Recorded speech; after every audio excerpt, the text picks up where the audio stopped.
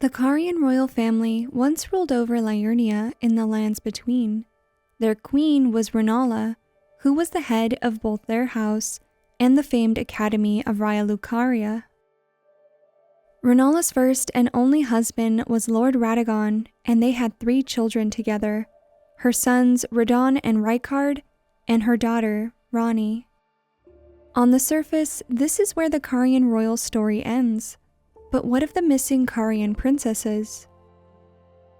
Hello everyone, I am a human just a car, and welcome back to my channel. Today we are going to be discussing the mysteries of the Carian royal family. If you have not already, I'd highly recommend watching my latest video, as I will be making references to it multiple times throughout this one.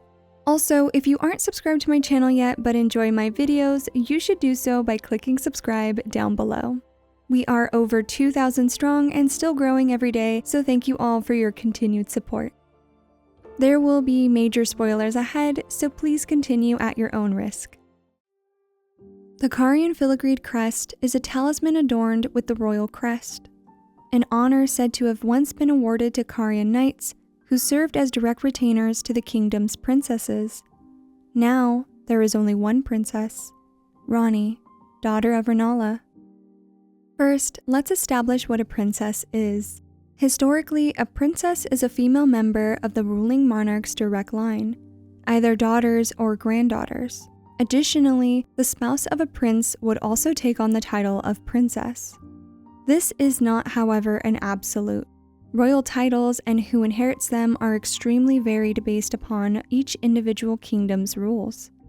For example, when Radagon married Queen Rennala, he was given the title of Lord, something confirmed by Pastor Muriel's dialogue. After his second marriage to Queen Marika, however, his title was changed from Lord Radagon to King Consort Radagon. This is but one small example of the different set of rules each kingdom followed. It makes sense though as to why Ranni is recognized with the title of princess, since she is the direct offspring of a ruling monarch, Queen Rennala of Caria. Sir Gideon Ofnir describes her as Lunar Princess Ranni, daughter to Rennala. Rogier also identifies her after examining the black knife print, calling her Lunar Princess Ranni, one of the children born to King Consort Radagon and his first wife, Rennala. It is her mother's position as the Carian queen which gives her this title, unlike the demigod status bestowed upon her and her brothers. Radon and Rykard's great rune descriptions state that they became demigod stepchildren after Radagon's union with Queen Marika. We are left to assume that the same is true for Princess Ranni, since we don't receive the same type of clarification because her great rune was cast aside. Although Radon and Rykard are also the offspring of Rennala, they are never referred to as princes.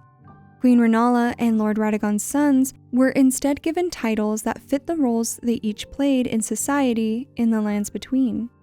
General Radon, who commanded an army in the Caelid Wilds, and Praetor Rykard, who served as a magistrate.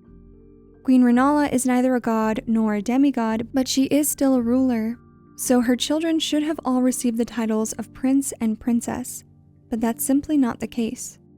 This could be because the Carians, who worshipped and followed the full moon, practiced a matriarchal system of leadership. This would mean that women, predominantly mothers, would hold the power and authority in both society and government.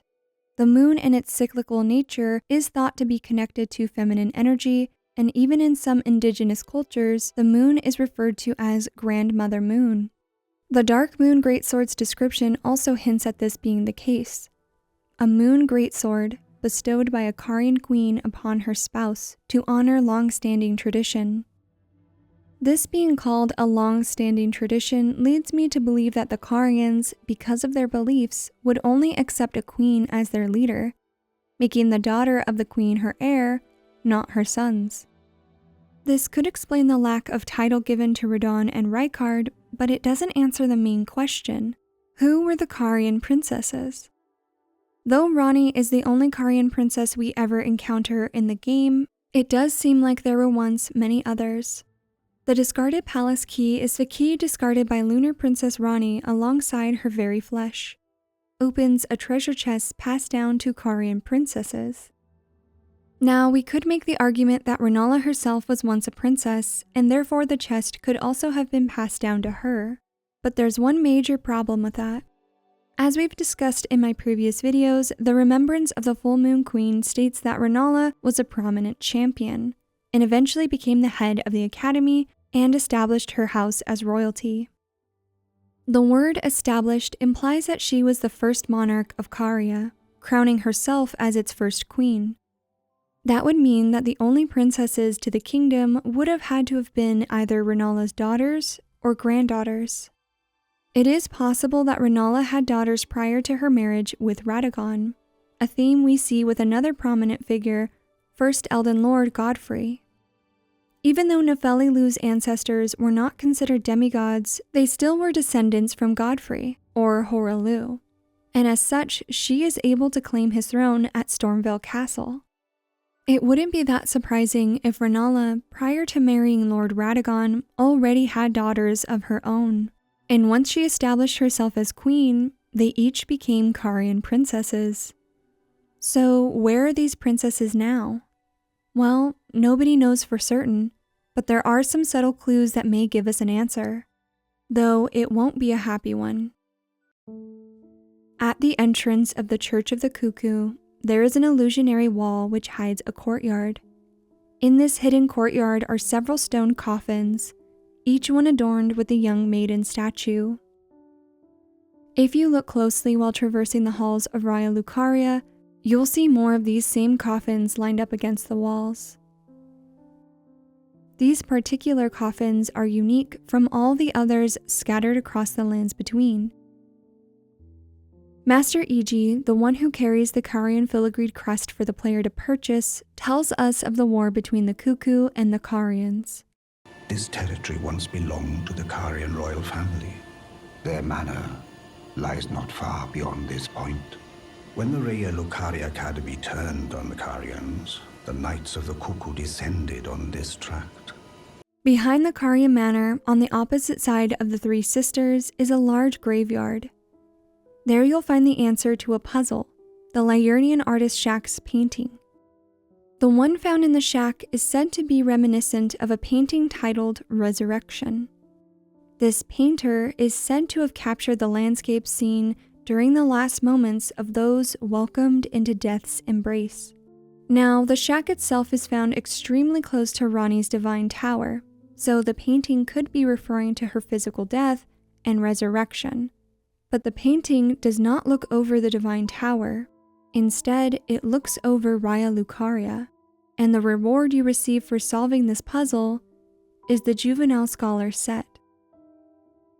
These robes were worn by young Academy scholars, and as discussed in my last video, these juveniles are all birthed anew by the amber egg of Queen Rennala.